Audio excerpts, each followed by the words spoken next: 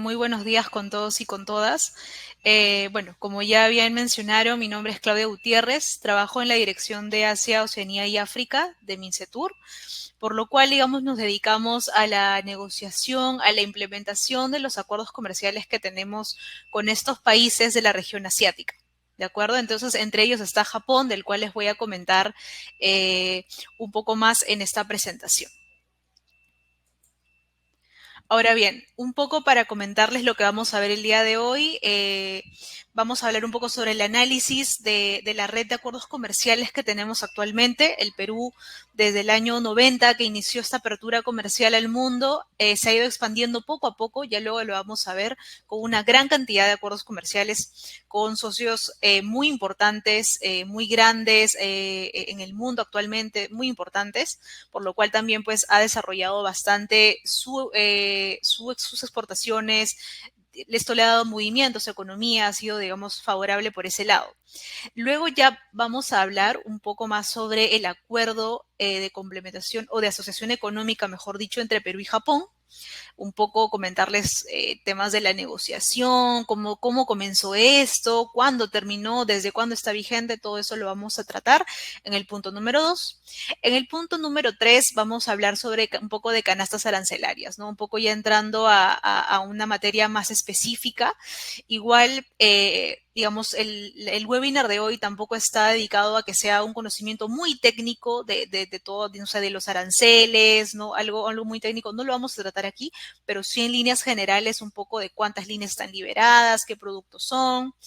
Y en el cuarto punto del día de hoy vamos a hablar sobre los principales productos que estamos exportando hoy a Japón. En el quinto punto, las oportunidades de negocio, sí, porque si bien es cierto, hay productos que el Perú ya está exportando a otros países, todavía no han podido entrar a Japón, por lo cual ahí hay unas oportunidades. Y bueno, como sexto punto, ya digamos algo adicional, vamos a hablar un poco sobre el certificado de origen, que básicamente es el documento mediante el cual uno va a poder, digamos, probar que efectivamente la mercancía es de Perú y va a poder acceder a los beneficios arancelarios. ¿De acuerdo? Entonces, habiendo hecho un breve resumen de lo que vamos a tratar el día de hoy, pasamos al primer tema, que como les había comentado es nuestra gran red de acuerdos comerciales que tenemos a la fecha. Ustedes pueden ver ahí en la diapositiva a modo de pelotitas de fútbol un poco de los acuerdos que tenemos, ya sea vigentes, ya sean los firmados, ya sean los acuerdos en negociación, aquellos cuya negociación está pendiente a retomar y finalmente los potenciales, ¿no? Al menos comentarles que desde el lado de la Dirección de Asia, Oceanía y África, DAOA, a la que pertenezco, siempre estamos buscando nuevas oportunidades en nuevos mercados, sobre todo en esta región de Asia-Pacífico que todavía de repente no tenemos, ir explorando quizá la zona de África más adelante para poder encontrar nuevos mercados para nuestros productos. Entonces, ya entrando en materia, en vigentes y digamos aquellos que pertenecen a la región de Asia y Oceanía, tenemos el acuerdo con China, ¿no?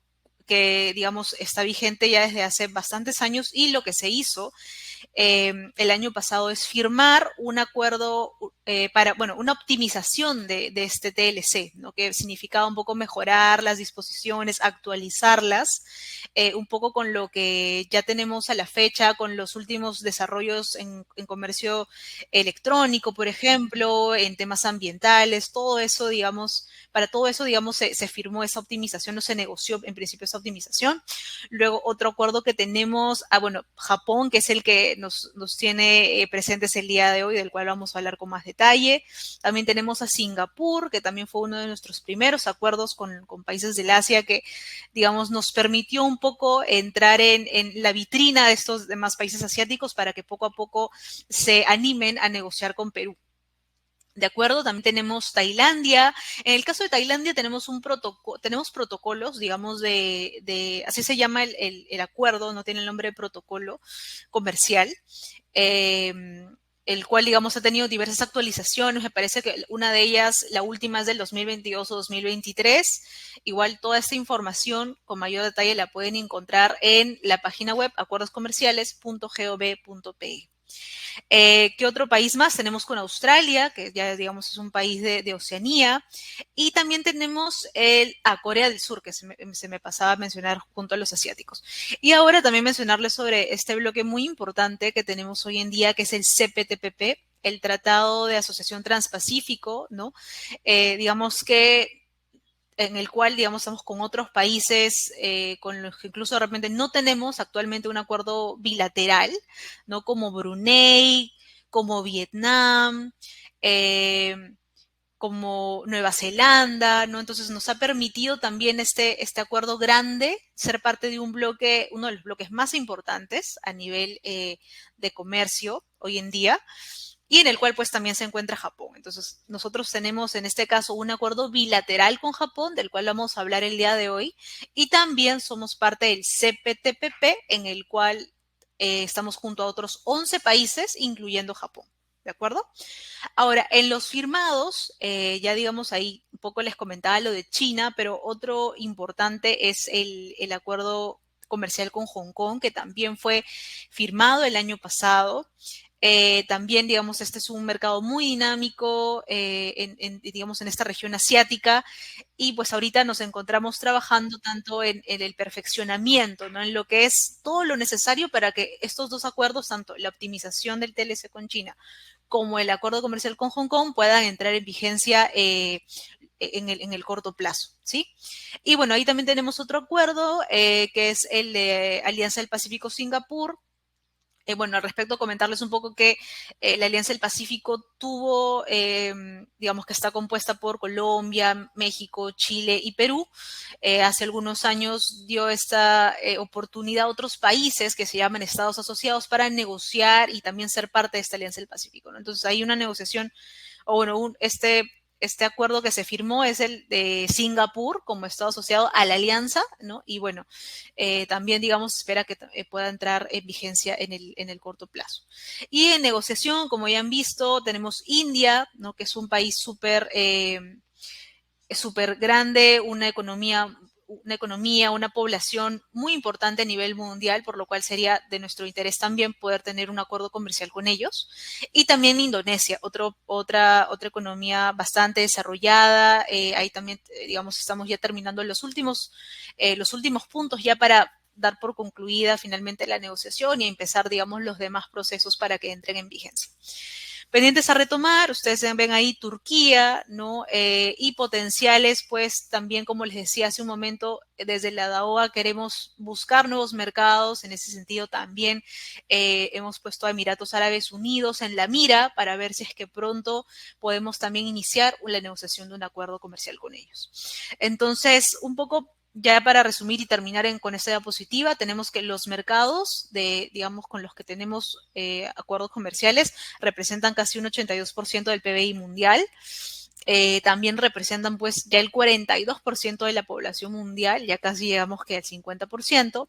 Y pues digamos, hoy en día la participación de los acuerdos comerciales en porcentaje en cuanto a nuestras exportaciones, pues es totalmente, digamos, se ha multiplicado desde el año, me parece, vemos ahí 2008 hasta el 2024, ¿no? Que tenemos un 87%.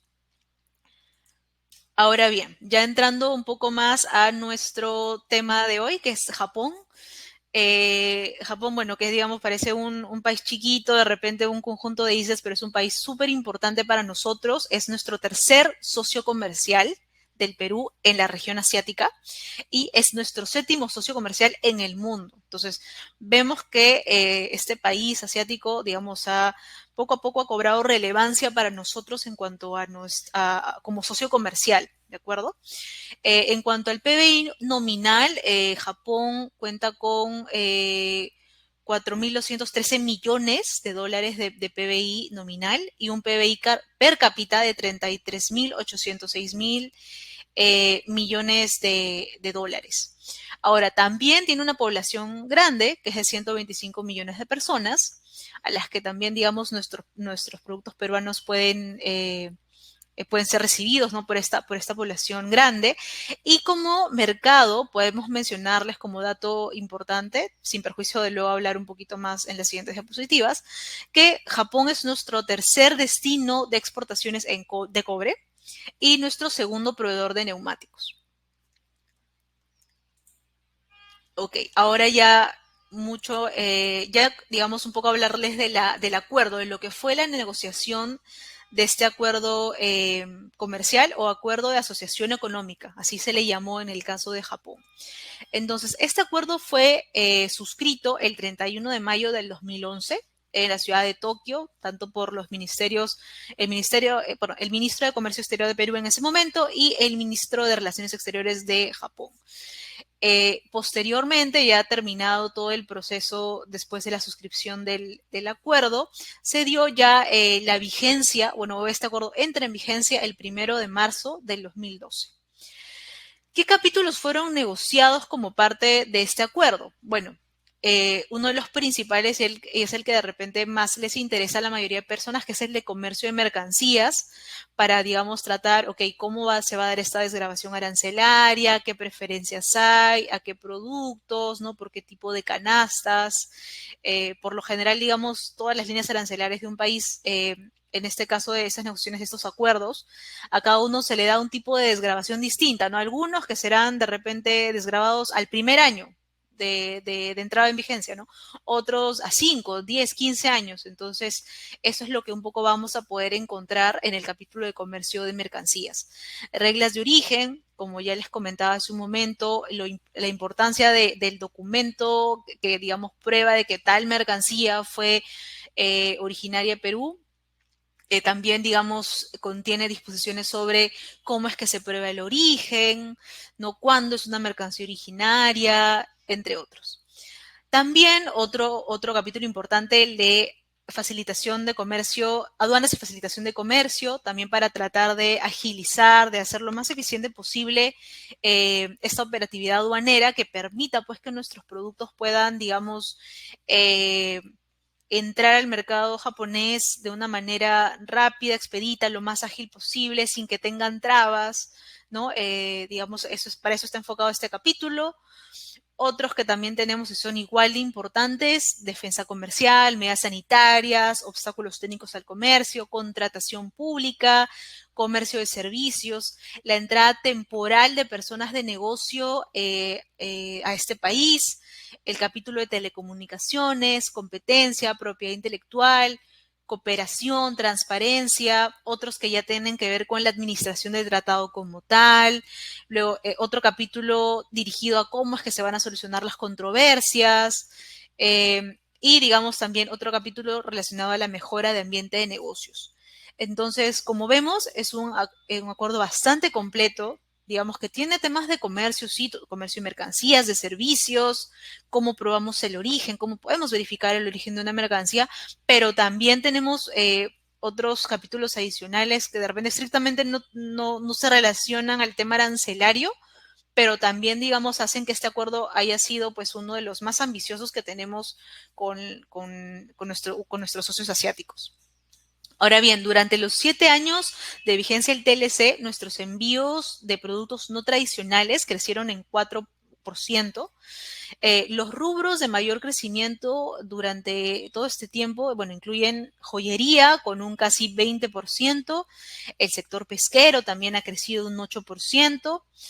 En cuanto a productos mayormente exportados, tenemos las jibias y globitos, los calamares y pota congelados. Recordemos que Japón, digamos, tiene una gastronomía culinaria basada bastante en lo que son productos de mar, entonces ahí, digamos, nuestros productos se encajan perfecto. Y también espárragos congelados, paltas frescas, huevas y lechas de pescado. Ahora, en este contexto, como ya podemos ver, teniendo un acuerdo ya con tanto tiempo de vigencia, desde el 2012, como les decía, digamos que no ha sido sencillo de negociar, porque como ustedes ven ahí en la diapositiva, se llevaron a cabo casi 7 rondas, ¿no? Desde el 2009 hasta el 2010, con rondas muy seguidas. Digamos, sin embargo, todo esto ha valido la pena porque este acuerdo de asociación económica ha permitido estrechar las relaciones comerciales con un país como Japón, que es uno de los más grandes y competitivos del mundo, asegurando pues así un desarrollo futuro en base al comercio y en base a la inversión. Ahora bien, ¿cuáles son los beneficios que nos da este acuerdo con Japón? En principio, el más importante, uno de los más importantes, diría yo, es el acceso preferencial al mercado japonés con beneficios arancelarios. Como les decía, Japón ofrece un acceso preferencial a su mercado, casi al 99.8% de exportaciones de Perú, involucrando casi el 88.2% de líneas arancelarias, ¿no? Que es un montón, pero digamos un 88.2% es un porcentaje bastante significativo. Otro beneficio, ya digamos dejando un poco el ámbito arancelario, es el tema de las facilidades migratorias para los profesionales y los técnicos. Digamos, en virtud de esto, y como les decía hace un momento, hay un capítulo de entrada temporal para personas con negocios. Japón permite la entrada de profesionales y técnicos a través de facilidades migratorias. Entonces, esto también lo aborda el acuerdo. Entonces, por ejemplo, por darles un ejemplo muy sencillo, en el caso de los chefs, Japón ofrece una reducción de requerimientos que usualmente, digamos, exige a otros chefs de otros terceros países, ¿no? En tercer lugar, otro beneficio es que el acuerdo nos da un marco jurídico estable para la entrada y estancia temporal de nuestros nacionales en Japón. ¿Esto qué significa? Que se permite que nuestros nacionales peruanos, que sean visitantes de negocios, inversionistas o personal que ha sido transferido dentro de una corporación o incluso profesionales independientes y aquellas personas peruanas que cuenten con un contrato con una entidad pública o privada de Japón, digamos, a todas estas personas el acuerdo permite que cuenten con una entrada y una estancia temporal a dicho país. Entonces les da, digamos, una estabilidad, un marco jurídico estable, no solo para que entren, sino para que tengan cierta estancia temporal en este país.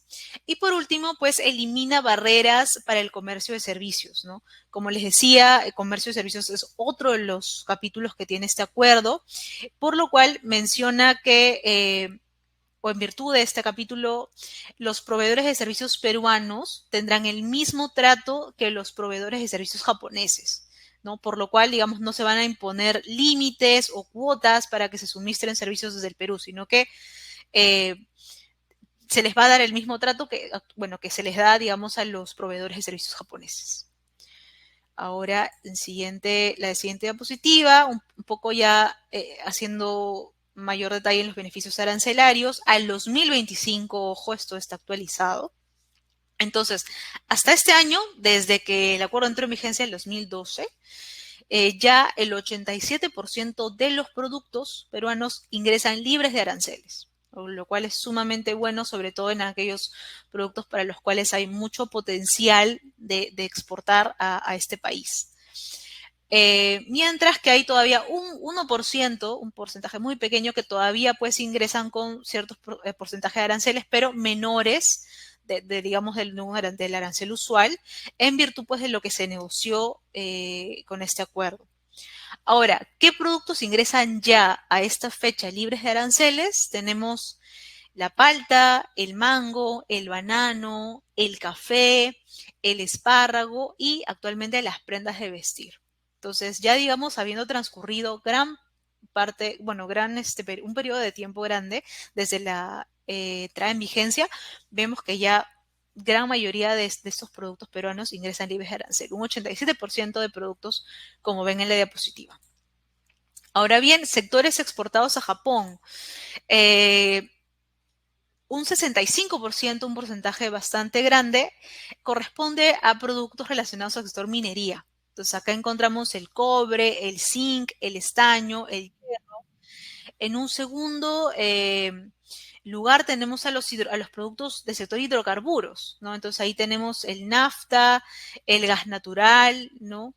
En el sector agropecuario, como les decía también en la diapositiva anterior, tenemos un 5% con productos como la palta, el mango, la uva, el café sin tostar y el espárrago.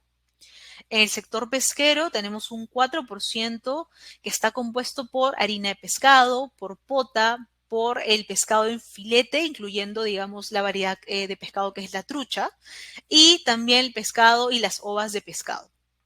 Y finalmente textil, que aunque digamos es un 0% de un todo de lo que se exporta a Japón, mejor dicho, está compuesto por prendas de vestir de algodón. Recordemos que el algodón peruano tiene mucho, al menos es de muy buena calidad, es reconocido fuera por tener una buena calidad. Y también las prendas de vestir de lana y pelo fino, las fibras de alpaca que son sumamente valoradas en el mercado extranjero, ¿sí? Especialmente en Japón. Ahora bien, un poco oportunidades comerciales sin perjuicio de que el siguiente expositor lo va a abordar con mucho mayor detalle. Tenemos que el Perú exporta ciertos productos, pero todavía no a Japón, por ejemplo, en el tema minero. Hay oportunidades en productos como la plata en bruto, el oro, el cobre refinado. En el aspecto de sector agropecuario tenemos el aceite de palma, la conserva de tomate, frutas como la naranja y el azúcar. Y en el caso del sector pesquero tenemos la conserva de atún, la caballa congelada y el jurel. Por último, tenemos ya en la parte de abajito, les he puesto un recuadro, que hay otros productos que son de otros sectores distintos a los que he mencionado, en los que también existe un potencial de exportar, como el crudo de petróleo, el alcohol etílico y los catguts estériles. Ahora bien, ya me quedan creo que 5 minutos, pero vamos a tratar de ver esta última parte rápido. Ya con esto estamos casi finalizando. Un poco comentarles de los procedimientos de origen, ¿no? Como les decía hace unos minutos, estas reglas, por así decirlo, se encuentran en el capítulo de reglas de origen, que define los criterios, los procedimientos para determinar si una mercancía puede recibir un trato preferencial bajo el acuerdo con Japón. Entonces, un poco de lo que encontramos en el capítulo como tal. Básicamente son definiciones, ahí podemos saber, no sé, qué entidades son autorizadas para emitir certificados de origen, que se llaman entidades certificadoras, ¿no? Se tiene el concepto para que, digamos, quede claro a ambas partes. La autoridad competente, que en este caso, en el caso de Japón es el Ministerio de Economía, Comercio e Industria, en el caso de Perú es el Ministerio de Comercio Exterior y Turismo. ¿Qué es lo que se considera un exportador, un productor? ¿Qué es lo que se considera un material originario? ¿Y qué es lo que significa pues el trato arancelario preferencial? Que es lo que digamos, más les interesa a los exportadores, que es básicamente la reducción de los impuestos aplicadas a aquellos productos originarios de Perú. Ahora, ¿cómo se determina que un producto es originario? Pues hay distintos criterios, ¿no? Esto ya, digamos, es bastante técnico, lo voy a mencionar súper rápido. Tenemos aquellos que son mercancías totalmente obtenidas o producidas en el país exportador. Acá un ejemplo tenemos que dar los productos agrícolas, ¿no? Porque pues efectivamente nacen, surgen, brotan de la tierra. También los minerales extraídos, aquellos animales nacidos y criados en el país. Otro criterio es de aquellas mercancías que son producidas completamente con materiales originarios de la misma parte. Eso significa que pues los insumos con los cuales se ha producido una mercancía también tienen que cumplir con las reglas de origen. Y también, pues, hay algunos productos, como tercer punto, que pueden fabricarse con materiales extranjeros, pero tienen que cumplir, pues, con distintos requisitos adicionales, ¿no? Eh, digamos, con tener un valor de contenido regional, que es básicamente una fórmula, ¿no? Digamos, porque algunos productos se pueden considerar originarios de Perú siempre y cuando tengan un mínimo porcentaje de insumos locales. Entonces, para eso hay una fórmula ya mucho más específica que la pueden encontrar en el capítulo de reglas de origen del acuerdo con Japón, que como les decía, todos los textos, mayor detalle, incluso también pueden encontrar un modelo de certificado de origen en virtud de este acuerdo, que todo esto se encuentra en la web acuerdoscomerciales.gov.pe. ¿Qué más podemos encontrar en este capítulo de origen? Aquellas operaciones mínimas, ciertas transformaciones que se le pueden hacer a la mercancía y por eso la mercancía no va a dejar de ser originaria de Perú, que por ejemplo son el empaque, el reempaque, el etiquetado, las mezclas simples, ¿no? También hay distintas reglas o para las mercancías sin ensamblar o que son desensambladas. En el caso de mercancías que se presentan en juegos, en surtidos, ¿no? En el caso, ¿qué pasa en el caso de los accesorios, de los repuestos, de las mercancías, de los envases y materiales de empaque, entre otros? También algo muy importante, el criterio de transporte. Como, bueno, Japón es un país que no está, digamos, cerca a Perú, digamos, puede ser que, pues, digamos, de todas maneras va a tener que pasar por un tránsito, ¿no? Por cierto, de repente por otros países, solamente por temas de tránsito, ¿no? Para finalmente llegar al destino final. Entonces, en ese sentido, un producto, digamos, pierde el estatus de originario, o sea, deja de ser considerado originario de Perú si durante el transporte pasa por un país que no es parte del acuerdo y sufre además algún procesamiento, se le hizo alguna modificación, se le hizo algo más a esa mercancía en ese país de tránsito. ¿De acuerdo?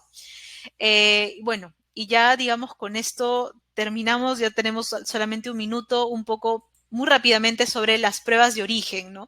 Acá también vamos a encontrar que para acceder a este beneficio arancelario hay que presentar esta prueba de origen, que puede ser un certificado de origen o una declaración de origen. Cada uno de estos tiene distintos requisitos que deben de cumplirse antes, pues, de solicitar el tratamiento preferencial. ¿No? También cabe la posibilidad de emitir certificados de origen después del embarque, por ejemplo, si hubo un error, si el certificado de origen no fue aceptado por razones técnicas. También un poco se explica qué es lo que es la declaración de origen, quién puede emitirla, si es que tiene que ser certificado externamente o no. También en el caso de los exportadores autorizados, que son aquellos que tienen la facultad de emitir estas declaraciones de origen. Y bueno, finalmente ya un poco las obligaciones del importador. Obviamente el importador que desea acceder a estos tratos arancelarios preferenciales pues tiene que cumplir ciertos requisitos. Y bueno, ya digamos otros puntos adicionales como qué pasa cuando hay errores, que los exportadores deben de conservar todos los documentos relacionados a la operación al menos por 5 años. Todo este detalle lo pueden encontrar ya en el de reglas de origen, como les decía.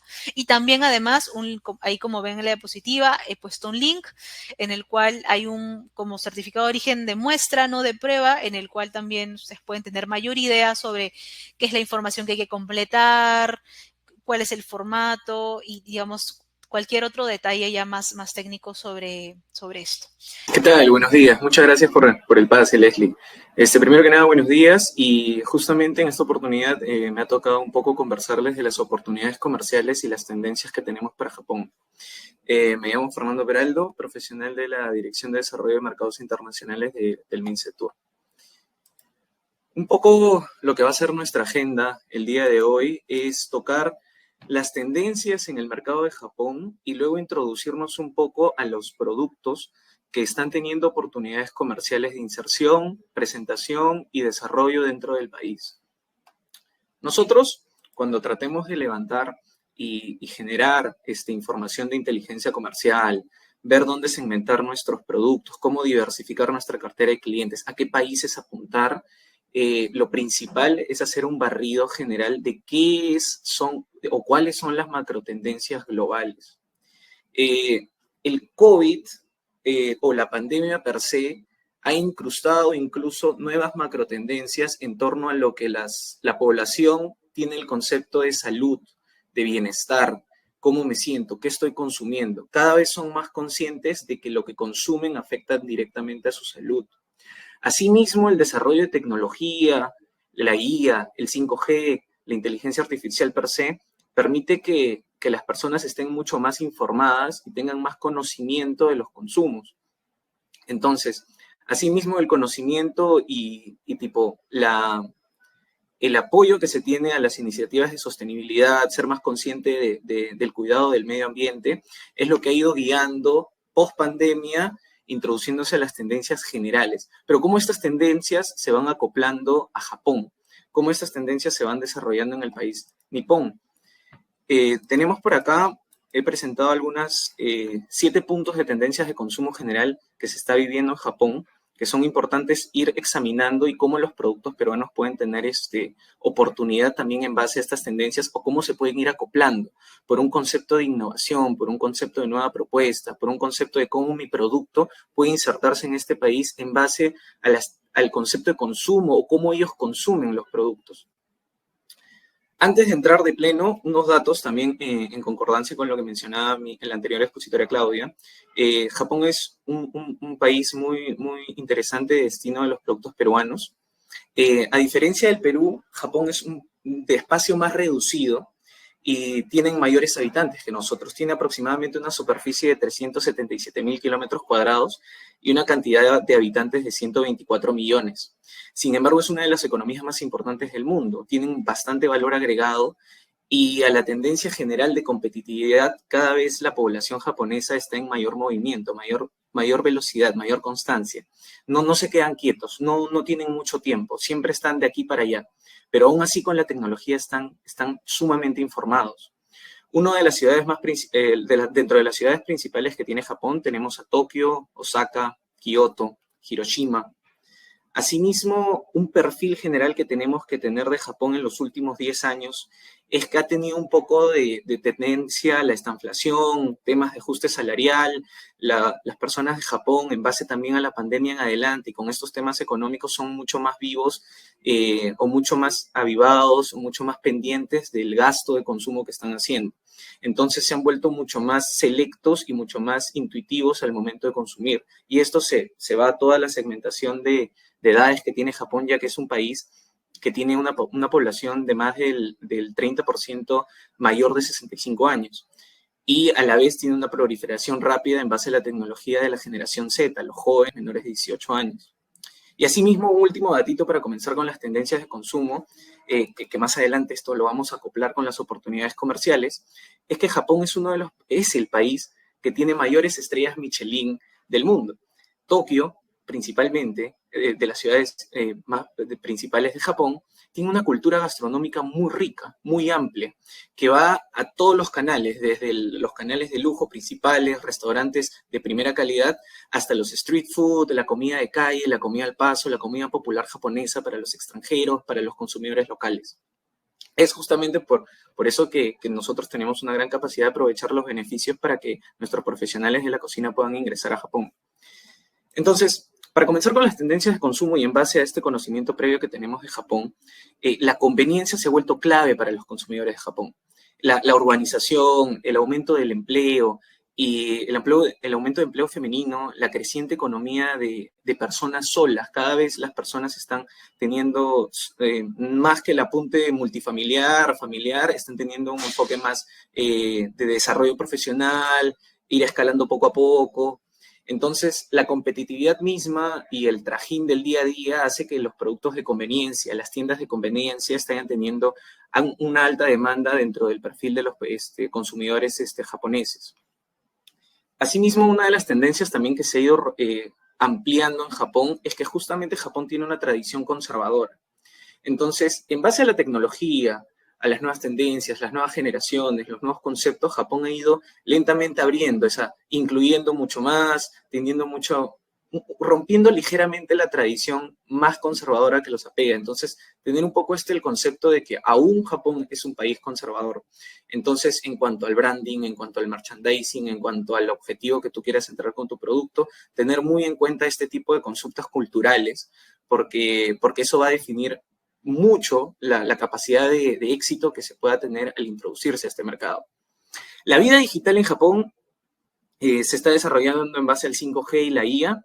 Esto justamente al inicio cuando se los mencionaba, esto nos permite y le permite principalmente al consumidor de Japón estar mucho más atento, uno, a los nuevos productos, dos, a qué tan buenos son esos nuevos productos, la retroalimentación, el feedback constante que se tiene en base a las plataformas, no solo se van desde las redes sociales o un review que se puede hacer en cualquier red social, sino las mismas plataformas de e-commerce cada vez más generan comunidades de personas que te dan una retroalimentación de los conceptos. Entonces, estar muy pendientes en marketing de advertising en base a las redes sociales, al e-commerce, es sustancial para países asiáticos y principalmente también en Japón, que cada vez están buscando la eficiencia y la personalización.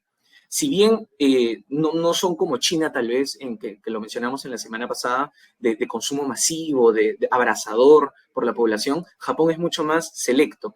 Usan estas herramientas para tratar de perfilar mucho mejor sus decisiones de compra. En torno a una tendencia un poco ligada a la moda, a los textiles, Japón se diferencia de tener marcado mucho las preferencias por las combinaciones. Ellos tienen un estilo que abarca todo su segmento de edades, desde los tradicionales, que pueden venir con los kimonos, que mucho se presta para tal vez el canal Oreca, tipo los extranjeros que vienen. Es una moda y una cultura muy arraigada a ellos. También las nuevas generaciones, la generación Z, los baby boomers, están muy enfocados en tener un street style de mucha combinación, siempre en constante cambio. Ellos tienen una cultura muy grande de animación, de entretenimiento, que eso los invade y les genera mucho cambio, mucha combinación de colores, mucha combinación de texturas, mucha combinación de estilos, lo que impacta mucho en su estilo de consumo. Ellos tal vez perfilan ahora la generación más joven a tal vez no apuntar a un producto caro, pero sí que sea de calidad, que les permita a ellos poder combinar adecuadamente estos estilos nuevos que tienen. Asimismo, la población mayor tiene mayor preferencia por la calidad en base y razonamiento del precio. Finalmente, o bueno, entrando ya al final, una de las tendencias claves que marca también el desafío es el concepto de cómo se vuelve premium los productos. Si bien a diferencia de China, Japón, bueno, en consumo pues es un poco más lento en temas de volumen. Los consumidores japoneses, al tener mayor perspicacia al momento de consumir, los segmentos más altos sí buscan una oferta más premium de productos. Premium en relación no solo al precio, más que nada a la calidad del producto. Ellos ya tienen mucho más herramientas de saber qué productos importados tienen beneficios para mi salud, para mi bienestar. Yo estoy dispuesto a pagar más, pero el producto tiene que responder a eso. Y eso está en base a la inteligencia artificial, los comunicados de internet, los reposts, los retweets, pero también a lo que nos pueda decir el packing de eso. ¿Cómo es cuando yo voy a comprar a una tienda de conveniencia, un supermercado o una tienda local? ¿Qué es lo que dice ese packing del producto? Porque ya tengo cómo contrastarlo. Finalmente, entrando, tenemos una tendencia de los buscadores de experiencia. Japón se caracteriza principalmente también porque los consumidores buscan en base al producto vivir también una experiencia. Y su país como tal tienen eventos muy importantes como la del Cerezo, la bienvenida de la primavera, en donde generan espacios de experiencia, donde se consumen productos en particular, y eso también lo vuelve atractivo para los extranjeros y los visitantes. Esta tendencia en general del país hacen mucha visita interna, hacen mucho turismo interno, hay mucho consumo, mucho desarrollo interno en búsqueda de estas experiencias. ¿Cómo los productos que lleguen a Japón pueden acoplarse a brindarles no solo la calidad del producto, sino también una experiencia, ya puede ser en base al packing, en el consumo, en cómo se le venda? Entonces, eso es muy importante. Y finalmente, lo que engloba las tendencias de consumo de Japón es la búsqueda de valor. Los consumidores están enfocados en optimizar su gasto, debido a preocupaciones económicas, temas post-COVID, pero principalmente a que están teniendo un cambio en el consumo más consciente, más sostenible, más inteligente. Entonces, pasando a lo que vendría a ser conocer un poco más general ya los perfiles de los consumidores de Japón, en base a estas tendencias y en base a estas macro tendencias que se tienen para el país, tenemos cinco perfiles de consumidor que les vengo a explicar de cómo estos perfiles se desarrollan principalmente en Japón. Los campeones de marca, que usualmente y principalmente se encuentran interactuando con las marcas, esto mediante las redes sociales, principalmente en las poblaciones más jóvenes, pero también en las poblaciones que están más arraigadas a comprar en el mercado, todavía tener un feedback directo con el comprador, a ser mucho más tradicional, siempre están constantemente enterados de la innovación. arraigan con una marca que a ellos les cumpla con calidad, que les cumpla con packing, que les cumplan con servicio en relación al precio, se vuelven más fieles, más leales, generan retroalimentación y eso hace que se expanda el producto. Entonces, un buen concepto de producto peruano para ellos es una divulgación necesaria y clara, lo que incentiva mucho más al consumo, porque la marca no solo la vean como algo particular de una empresa o un branding en particular, sino también del Perú, del país en general, de dónde viene el producto. Y esta está regada con el perfil de los compradores conectados. Esta tecnología rápida y de consumo rápido, pero inteligente, es sustancial para los japoneses. La retroalimentación es algo que delimita y limita también el consumo. Lo particulariza y lo pone en un concepto muy, muy claro para los japoneses en cuanto a qué estamos consumiendo, y de esto voy a hacer un feedback para que las demás personas sepan, en base a mi experiencia, qué están consumiendo. Asimismo, de dónde está viniendo. Esto que me dicen que estoy comprando es real, hay maneras de contrastar esto. En cuanto a los agentes de cambio, están liderados los japoneses del concepto tradicional, tal vez no en su máxima segmentación de población, pero sí la concientización de la macrotendencia de la sostenibilidad, del apoyo ambiental, lo reflejan en el interés que tienen en las marcas o empresas que están haciendo impactos positivos en cuanto a la reducción de emisiones, a la reducción de basura, etcétera, etcétera. Acoplado a los buscadores de experiencia, como ya lo hemos visto, es priorizar el gasto en actividades del mundo real, culturalmente diversas, están abiertos a nuevos aspectos culturales, reciben adecuadamente a los extranjeros, tienen un manejo también ellos culturales para afuera, las actividades, las priorizaciones, y eso como genera un abanico de oportunidades para entrada de nuevos productos. Y finalmente, los entusiastas del bienestar están buscando proactivamente servicios que les permitan a niveles generales buscar bienestar, tener bienestar. La pandemia fue una apertura de ojos de que lo que yo consumo impacta positivamente o negativamente en mi bienestar. Y no solo a nivel físico, también a nivel mental, psicológico, de cómo puede influenciar especialmente en un ritmo de vida tan ajetreado como el japonés. Entonces, teniendo en mente las tendencias, el perfil, el conocimiento de cómo se está desarrollando esto principalmente para los japoneses y en Japón, vamos a pasar a las oportunidades comerciales que tenemos con Japón, de los productos peruanos. Y quiero comenzar por la línea productiva de lo que se vendría a ser los productos funcionales. Si bien, como hemos visto en la presentación anterior, los principales productos tradicionales que mandamos son la minería, los derivados de la energía, en algunos frescos tenemos temas fitosanitarios, pero también estamos introduciéndonos mucho más a Asia en general y a Japón con productos que tengan valor no solo agregado, sino que ahora, con esto de las tendencias, con esto del conocimiento, con esto de ser mucho más selectivo al momento del consumo, de productos que realmente tengan valor nutricional, que generen bienestar a largo plazo y que eso justifique muchas veces el precio. Japón es un país que no produce quinoa, no produce maíz blanco gigante como tal, están libres de aranceles ambos productos dentro de la línea, pero como tal los productos funcionales sí han tenido un crecimiento promedio entre el 2020 y 2024. Han tenido tal vez unas ligeras caídas en productos en particular, pero han tenido un recupero. Y por decir la variación de las exportaciones de esta línea productiva de productos funcionales ha sido del 6.2% entre el 23 y el 24.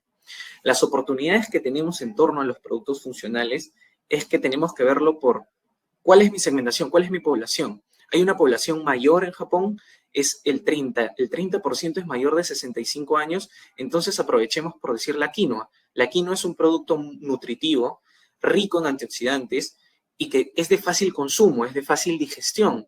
Apuntemos a este sector, a productos adaptados tal vez más al público senior. Asimismo, el maíz blanco gigante es de los productos que se transforma y se procesa para snack más versátil dentro del mercado japonés. Va desde líneas saludables como maíz pop, maíz snack, sin sazonar, súper natural y nutritivo, hasta maíces más sazonados y condimentados para diversos sectores, desde los jóvenes hasta tal vez el snack que se comparten en los bares japoneses con una cerveza. Si podemos ver en los gráficos, hemos visto cómo la quinoa ha tenido un ligero descenso dentro del 2020 al 2023, pero va presentando un recupero al 2024. Asimismo, podemos ver un poco más de estabilidad en torno al maíz blanco gigante, ya sea en términos de valor, en millones de dólares y en miles de toneladas también. Pasando un poco a profundizar un poco más en la quinoa, las regiones exportadoras que han visto crecimiento en envíos de quinoa entre el 2023 y 2024 han sido Puno y Ayacucho, con aumentos del 276% para Puno y 148% para Ayacucho. Y dentro de los competidores principales, nosotros, Perú lidera para este país del Asia, junto a Bolivia, y también hay envíos de España y Australia. Hay que tener conciencia y atención de que, por decir, hay países como China que también producen quinoa. ¿Por qué estando tan cerca nuestro producto peruano tiene mayor aceptación? Y es principalmente por los nutrientes de la quinoa. La quinoa sembrada en condiciones climáticas adecuadas y la tradición que nosotros tenemos en cuanto a la producción de la quinoa la permite tener unos nutrientes y un alto valor para los japoneses. Los canales principales de comercialización que se tienen en torno a la quinoa, a los productos funcionales, viene a ser el exportador brindando el producto al importador. Este importador lo reparte a los distribuidores que llegan a los mayoristas en general y estos ya lo distribuyen a los mayoristas. Sin embargo, también para Japón el exportador puede llegar directamente tal vez a algunos canales de e-commerce, pero principalmente hay un proceso antes de eso. Ahora, estos mayoristas, en la última eslabón, se lo reparten principalmente a los supermercados, a los mercados tradicionales japoneses y a las tiendas de conveniencia especializadas en productos funcionales. Aquí podemos ver, aquí está el gráfico de Puno y Ayacucho. Aquí podemos ver algunos de los productos que les mencionaba en torno al maíz gigante a la izquierda. El Giant Corn que podemos ver es un snack natural de maíz gigante sin aditivos, súper natural. El que vemos en la presentación en rojo es un maíz gigante de snack con mayonesa picante, que usualmente lo promocionan en los bares para servirse con cerveza. Y el de paquete blanco es un maíz de snack gigante, con mayonesa de mostaza, que es un poco más ligero para la población joven. En torno a las presentaciones de quinoa, sabemos que Japón es un país tradicional con una gastronomía muy rico, pero también con un consumo de sopas. Muchas sopas tradicionales que ellos tienen. Entonces tenemos, mira, un producto de quinoa con ramen instantáneo. Asimismo, abajo tenemos un enlatado de conserva de quinoa con miso, que es la base para hacer una de las sopas más tradicionales que tiene Japón. Pasando a otra de las líneas productivas, tenemos al café. El café ha tenido una tasa de crecimiento promedio muy buena entre el 20 y el 24 del 23%, y entre el 23 y el 24 una variación del 80% positivo. El café principalmente, si podemos analizar un poco más el gráfico del precio promedio FOB del café en grano, nos da a entender qué tipo de café estamos vendiendo, porque la partida del café lo engloba a todos los granos de café, pero en particular la oportunidad que tenemos en café para Japón son los cafés de especialidad. Si podemos ver un poco el gráfico y entendiendo un poco cómo ha sido la dinámica del precio del café en los últimos años, que ha ido en ascenso. Entonces, si el café convencional va en ascenso, entonces lo delimitamos mejor a tener un segmento premium del café, un café de especialidad que brinde una experiencia al consumidor, ya sea por su olor, por su aroma, por su textura. Y el café peruano está siendo valorado no solo en Japón, sino a nivel global, pero en particularmente en Japón podemos ver que las regiones exportadoras de grano en Japón, de Perú a Japón, que han tenido presencia de café de especialidad, al menos en los últimos 2 años, son Cajamarca, uno de los productores principales de Japón, de café acá en Perú, Cusco y Junín, con precios que superan el precio promedio del café convencional. El café convencional ha estado aproximadamente entre 5 y 7 dólares el 2024 y nosotros hemos tenido envíos de café de precios promedio FOB que rondan los 8, 9 dólares, con picos también muy extremos que se pueden ir hasta los 50, 60 dólares. Entonces, la oportunidad del café de especialidad para Japón es muy interesante, principalmente por una cultura de café arraigada que tienen los japoneses, que si bien consumen en su mayoría té, tienen una tradición del té, el café lo han ido adoptando a partir de los 90 y tipo hoy por hoy, en base a la proliferación de cafeterías, en derivados del café para tiendas de conveniencia, en ser un producto que es sustancial para el día a día ajetreado de los japoneses y que brinda experiencias, es una gran oportunidad para el café de especialidad peruano en Japón. Si podemos ver en torno ya a las exportaciones a Japón en el 23 y el 24, las regiones líderes definitivamente han sido Cajamarca y Cusco, y dentro de los proveedores de café en grano tenemos a Brasil, Vietnam y Colombia. Brasil y Vietnam por un concepto de volumen, un concepto de capacidad de ellos de producción de café. Principalmente Colombia sí es un país con una cultura cafetalera y de producción mucho más especializada. Entonces a nosotros nos falta tal vez innovar o tal vez aumentar un poco más el volumen o entrar directamente a los canales de comercialización que nos puedan captar este café de especialidad. Los canales de comercialización del café principalmente son del exportador al importador, y este importador lo distribuye a mayoristas de granos o directamente a los tostadores. Las tostadoras son las que definen al final el tipo de tostado que se le va a dar al café y cómo va a ser, en algunos casos, las compras directas que se le hace a ellos son en blend, o sea, en la combinación de granos de origen, ya sea un café peruano con un café tal vez de un toque de Brasil, o un café de especialidad de Colombia de cierta altura con un toque de café peruano y le agregamos un poco de chocolate. Y esto finalmente se vende a los minoristas, a las cafeterías, a los e-commerce. Asimismo, hay ya empresas tostadoras que directamente importan el producto y acortan los canales de comercialización. Algunas presentaciones del café que les quiero mostrar y principalmente cómo darle la vuelta en torno a la innovación es en cuanto al packing. Les había hablado un poco de la conveniencia y también un poco de la combinación con lo premium. En Japón tenemos las presentaciones de regalo de café. Y no solo desde marcas más independientes, sino de marcas también masivas como puede ser Starbucks. Si podemos ver en el primer gráfico, este tipo de método de preparación del café es el tradicional japonés. Es el de verter el café molido ya y que diluya poco a poco en la taza. Esto para los japoneses le permite darle el punto exacto para el aroma y la intensidad de sabor que ellos requieren del café. Esto les permite tener ellos mismos una experiencia preparando el café y también un producto personalizado por ellos mismos. Pero ¿cómo lo logran esto en base a productos que pueden comprar de regalo o pueden comprar en el supermercado? En el packing. Si se pueden dar cuenta, esta cajita de café incluye un proceso de origami que hace que lo pongan encima de su taza y ya tiene el filtrado. Asimismo, en el canal Oreca, los hoteles que te reciben en algunos lugares de Tokio tienen los cafés listos para que tú solito pongas el filtrante en base al packing y puedas tener la experiencia de prepararte tu café, solo añadiendo agua caliente. Del lado ya masivo y convencional del café, podemos ver cómo Coca-Cola lanzó una presentación con café, cómo también el café tonic se ha vuelto muy popular en bebidas pequeñas para las personas que del día a día pasan por una tienda convencional, me compro una pequeña latita de tonic de café y ya estoy listo para el trabajo, ya estoy listo para llevarlo a la universidad, ya estoy listo para diferentes aspectos. Y no se deja el tradicional de Cafés Night y también los cafés independientes que proliferan las regiones de Tokio y Shanghái, que son muy populares. Y finalmente podemos ver una imagen de cómo un café peruano, una tienda self-service, que le permite a los consumidores poder tener la experiencia de ver cómo se prepara el café y cómo ellos aprender a preparar el café. Entonces, el café es una gran oportunidad, el café de especialidad peruano en Japón. Pasamos ahora un poco con un producto particular que es el Payar Bebé.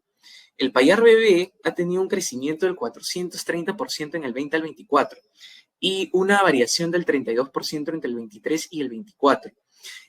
Se ha ido valorando mucho más, como podemos ver el gráfico, tanto en cantidad de envío y en valor en millones de dólares. Esta producción nacional, ¿por qué el Payar Bebé está teniendo una gran proliferación en Japón? Es un producto rico y nutritivo. Entonces, apunta también a un perfil o un público mayor que está en base a las tradiciones, porque esto acompaña principalmente, se le prepara en acompañamientos de arroz y también en sopas o nimono, que son principalmente platos servidos con soja, mirin y azúcar. Pero también tiene una introducción a lo que es la confitería japonesa, y esta confitería que está en crecimiento, ya sea por los turistas y también por la generación Z que está en constante feedback de nuevos productos, nuevos consumos. Entonces, la mayoría del frijol o payar, bueno, principalmente frijol con lo que se preparan estas masas de confitería son los frijoles secos rojos, estos frijoles que se realizan en la región de Hokkaido. Pero en cuanto a payar bebé o payar blanco, ellos no tienen una oferta de producción. Es donde en Perú han encontrado un mecanismo de importación principal que ha ido creciendo durante los años. De las regiones que exportan frijol tenemos a Lambayeque, y bueno, Lima aparece principalmente porque es el país donde se empaqueta, se procesa, el departamento donde se empaqueta y se procesa.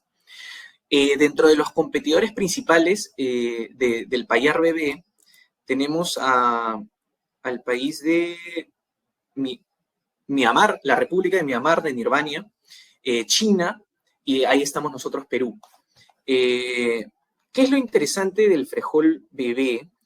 Es que, si podemos ver acá, aparte del enfoque en el segmento mayor de un producto rico, funcional y adaptable para los mayores, que es de fácil consumo, en productos, en comidas servidas, también el payar bebé se usa para la preparación de lo que viene a ser el shiroan. ¿Qué es el shiroan? Es una masa tradicional de la confitería japonesa, que está a base hecho principalmente de payar blanco, que es nuestro payar bebé, también se hace de frijol blanco, pero ellos tienen una producción de frijol rojo que se usa para otros productos de confitería que no les permite tener el color blanco, que lo usan después para hacer postres como el wagashi, que es un dulce tradicional que lo podemos ver a la izquierda, que tiene un segmento para el canal Horeca y también para las tiendas de confitería, que es un producto muy elaborado, muy tradicional, que se comercializa principalmente en los eventos culturales que ellos tienen y también en las tiendas tradicionales de confitería o en las tiendas ya masivas de confitería.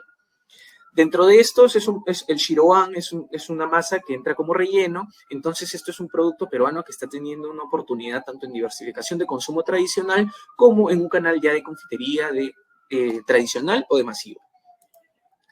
Pasando con el tema de los textiles, sí hemos tenido, tal vez no tenemos una participación como lo habíamos visto en la presentación anterior, y hemos tenido una ligera caída en cuanto a los textiles.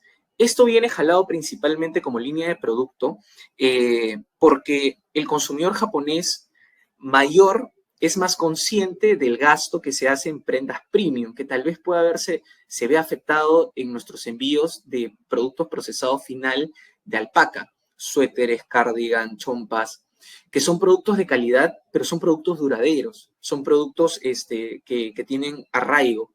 Entonces, en los últimos años, esta conciencia un poco más de aversión al gasto ha impactado ligeramente en la línea productiva del textil. Pero ¿por qué aún es una oportunidad y por qué tenemos que verlo, darle una vuelta?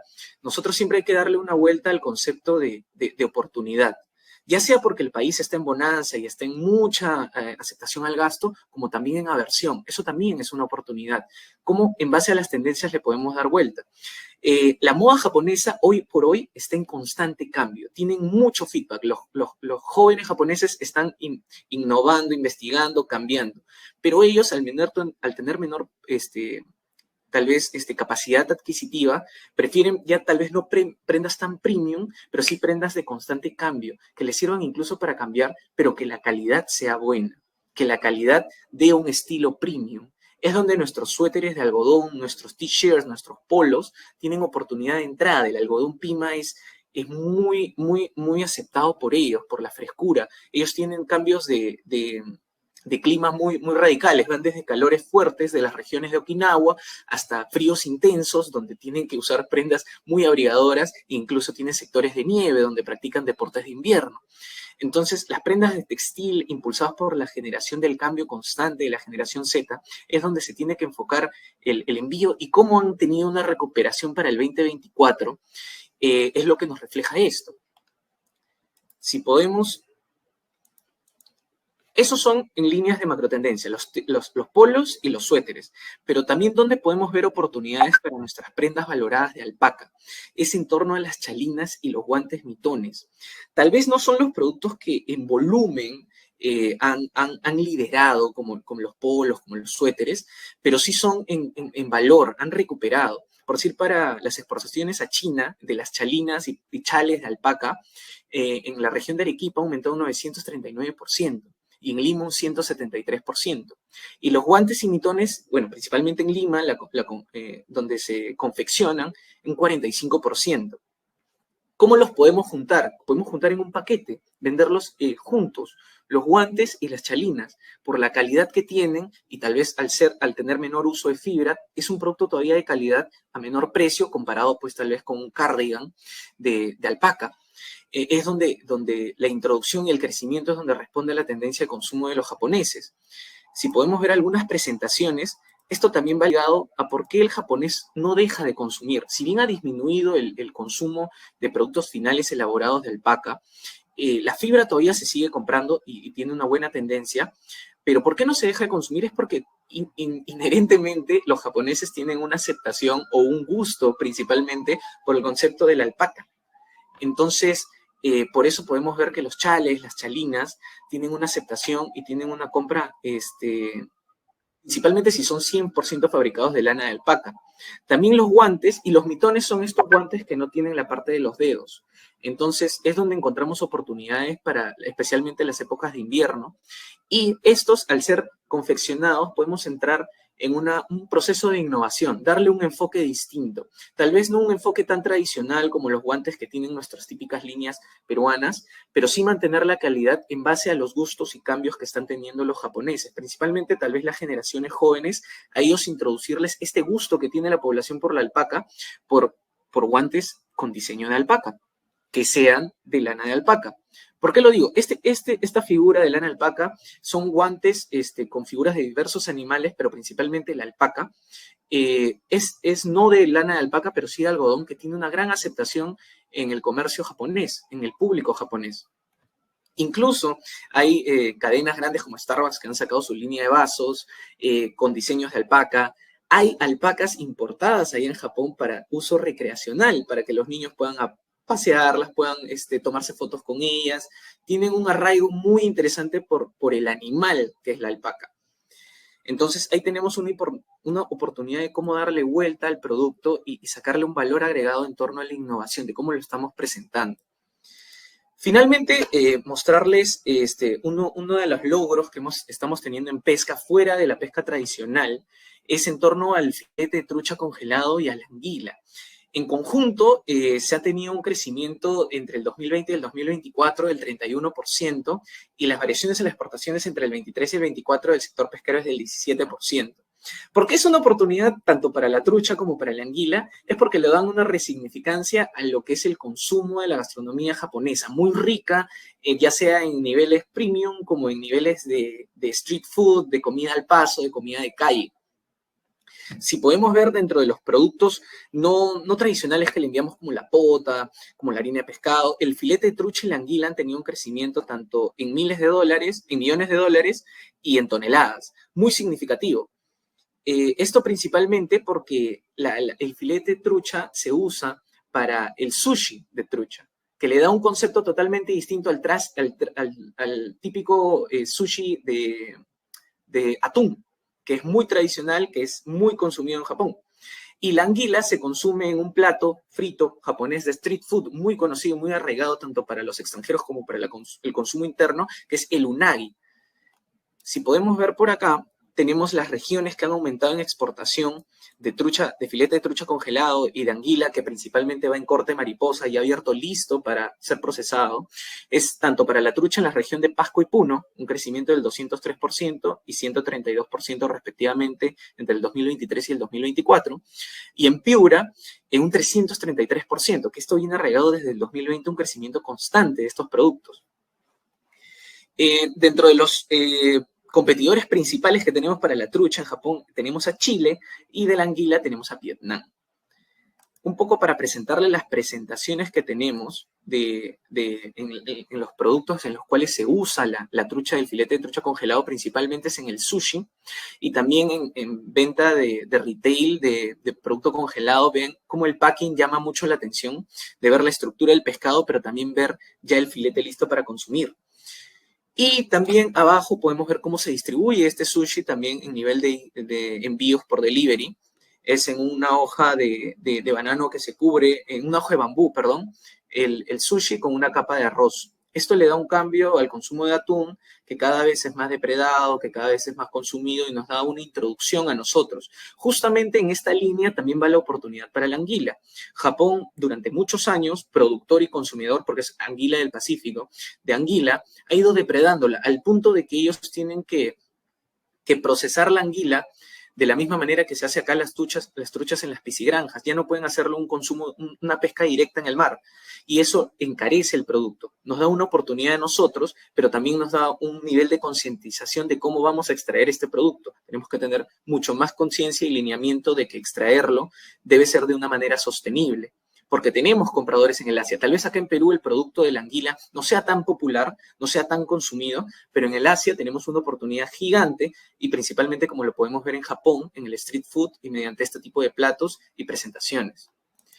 Con esto finalizaría mi presentación. Muchísimas gracias. Quedo atento.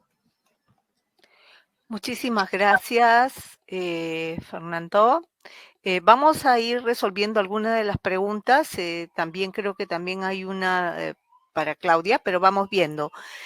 Juan Manuel pregunta, ¿cómo pueden los startups de Perú atraer inversión o alianzas con empresas japonesas?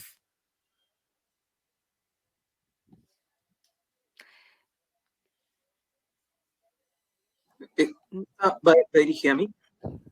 Sí. O en este caso, si Claudia la contesta, pero sí, me parece que tú podrías responderla. Dentro de los principios, y creo que PromPerú incentiva mucho, tenemos las ferias internacionales. Ahora, las startups peruanas pueden tener un canal directo con las empresas japonesas, pero en introducción al canal de servicios de la startup va a depender mucho del producto o el servicio que quiera dar esta startup, ¿no? Yo diría principalmente que no estén o no pierdan en la línea de lo que PromPerú ofrece como ferias, que es una gran oportunidad para presentar y levantar también tal vez innovación o financiamiento, o tal vez si quieran introducirse directamente al país. Es un canal directo, los japoneses son bastante transversales y directos al momento de negociaciones y son muy eficientes. Entonces, una presentación limpia y pulcra de lo que es la startup como tal, qué productos o servicios se quieren enviar, yo creo que facilitarían mucho la introducción del startup a Japón. Bien. María Ramírez, creo que hablaste tú de este tema. ¿Qué impacto tienen las tendencias como la automatización y la inteligencia artificial en el comercio con Japón? Veámoslo como los productos que les enviamos. Dentro de los no tradicionales, la automatización japonesa no va a chocar tanto con nosotros, pero sí la inteligencia artificial y el 5G, pero no en un tema de oferta. O sea, nosotros no somos un país como que competitivo con ellos, sino somos complementarios. En nuestros envíos que nosotros le hacemos, ¿cómo tenemos que nosotros darle el cambio a la innovación? Es en la presentación. Amarrar más nuestros valores de nuestros productos, ya sean nutricionales, ya sean de origen, ya sean sostenibles, y presentarlos, porque ahora, ¿cómo es que impacta la IA para el consumidor final? Es que ellos tienen más contraste, tienen maneras de contrastar la información, de ser más consciente de lo que consumen, de ser más directos y también más buscadores, porque la retroalimentación que se vive a través de redes sociales, a través de las búsquedas que puedes hacer a través de la IA, la interconectividad que Japón tiene, el 5G en casi todas las regiones, es muy interesante para que nosotros lo aprovechemos en darle más notoriedad a los valores de nuestros productos peruanos. Bien, acá hay algunas preguntas clásicas que dice, bueno, ¿cómo podemos contactar importadores japoneses? ¿Cómo llegar a los retail de Japón?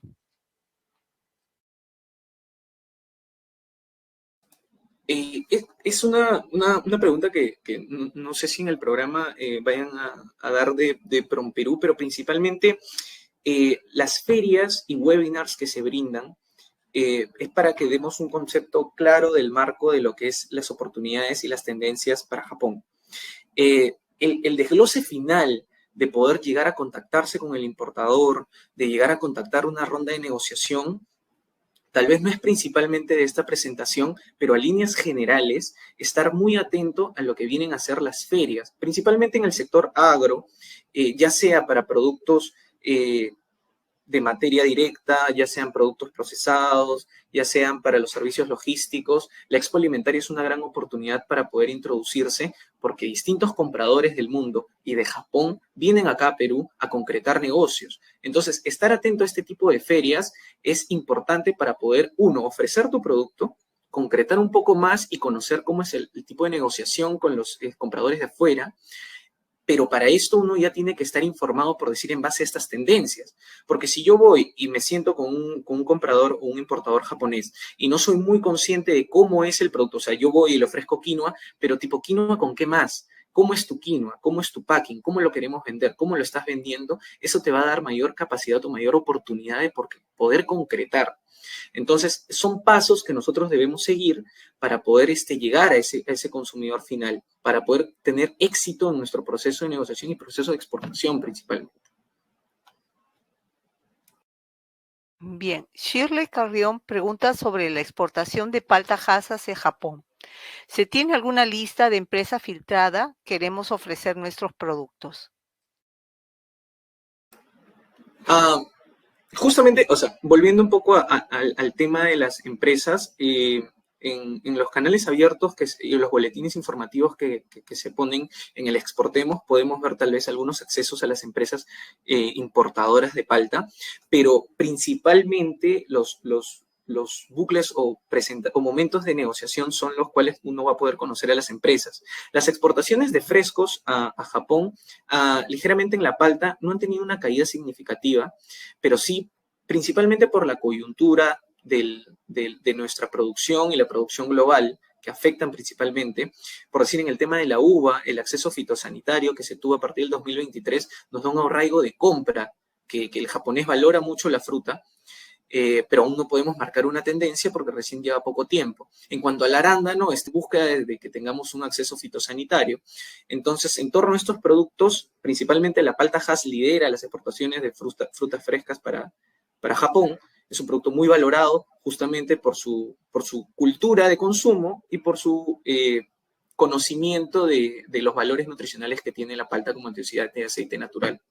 Pero en torno a las empresas, sí, llegar a un filtrado final es donde lo vas a encontrar en ferias y exposiciones generales, también en artículos del Exportemos, que los invito a entrar. Hay información muy sustancial que los va a poder ayudar. Muy bien, Fernando. Creo una pregunta para Claudia, creo que Heidi Xiaomi, sobre el acuerdo de asociación económica entre Perú y Japón, ¿ha facilitado el comercio electrónico de productos alimenticios? Sí, gracias por la pregunta. Justo estaba, digamos, poco investigando el tema y de hecho hay un reporte de Exportemos de PromPerú del año 2020 en el cual se aborda un poco este tema del e-commerce hacia países asiáticos, principalmente Japón. Entonces, un poco lo que revisé en este estudio es que, digamos, si este estudio fue en el 2020 aproximadamente, en la que todavía, digamos, el comercio electrónico estaba poco a poco acelerándose debido al tema de la pandemia, ¿no? Que, digamos, esto lo hacía hacía mucho más fácil las operaciones por esta modalidad. Entonces, lo que sí, digamos, he revisado es que los productos supuestamente importados de Latinoamérica tienen un volumen bajo de compra en cuestión de, porque los japoneses prefieren productos locales, ¿sí? Sin embargo, hay, digamos, ciertos productos como tés, como snacks, como condimentos que sí son importados y digamos que tienen bastante potencial en Japón. Recordemos que, como también lo había mencionado el expositor hace un momento, los consumidores japoneses buscan opciones saludables, buscan cuidar mucho su salud, consumir todo, digamos, lo más orgánico posible. Entonces, sobre todo en cuanto a productos orgánicos, los superfoods, la quinoa, la maca, las comidas saludables que sean bajas en grasas y carbohidratos son quizás los productos que tienen mucho más potencial de, digamos, ser comercializados a través de esta modalidad, ¿no? Sin perjuicio de los otros que, como ya hemos visto, tienen un gran porcentaje de participación dentro de los envíos a Japón. Ahora, si es que esto ha evolucionado o no, teniendo en cuenta este estudio que he revisado en 2020 y que ya estamos en 2025 y en lo cual, como les decía, el comercio electrónico se ha venido desarrollando y acelerando más para, digamos, permitir seguir comerciando a pesar de la pandemia, la respuesta, digamos, sería positiva, ¿no? Digamos, ahora en cuanto a porcentajes, no te sabría decir aproximadamente en cuánto, pero sí, digamos, todo parece indicar que ha sido bastante positiva esa evolución. Gracias. Gracias, Claudia. A ver, hay otra pregunta, no sé, cualquiera de los dos podría o la complementa. Eh, mm, Dice Ángela Elizabeth, en cuanto a la agroexportación, ¿se tiene información de las empresas que pueden comprar nuestro producto al mercado japonés por el puerto de Chancay? En torno a ver, voy yo, en torno al puerto de Chancay, tal vez directamente las empresas que compran particularmente de ahí, tal vez no, pero sí pueden entrar, los invito a entrar a la ventana de oportunidades comerciales que tiene el Mincetur y puedan ver un poco el plan de desarrollo de mercados que se tiene con Japón, donde da un mapeo general de la información tal vez del 2019, pero para que ustedes puedan informarse de las oportunidades comerciales que se tienen con ese país en base al estudio y los sitios de interés, ciertos enlaces con empresas, ciertas tendencias marcadas que se tenían en ese momento, pero es muy sustancial que les va a poder dar un caminado principalmente a las preguntas directas que van en torno más a información final de los importadores, ¿verdad? Bien. Yair Castillo Mesone dice, ¿cuál es la ventaja competitiva que tienen las MIPES o emprendedores en cuanto a ofrecer sus productos? Quizás al poder adaptarse con mayor rapidez a los volúmenes y tendencia, en el caso de superalimentos, lo que son los superfoods.